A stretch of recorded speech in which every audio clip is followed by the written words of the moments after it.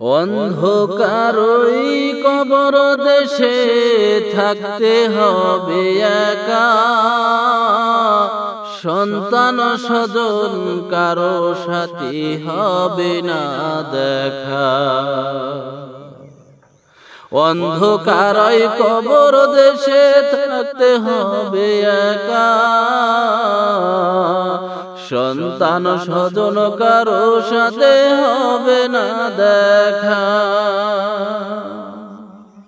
ভবের মেলা ভঙ্গ হবে মরণ আসিলে ধারে, আর বেশি দিন রব না তো এই ভব সংসারে, আর বেশি দিন রব না তো এই ভব সংসারে, আর বেশি দিন রব না তো এই ভব সংসারে।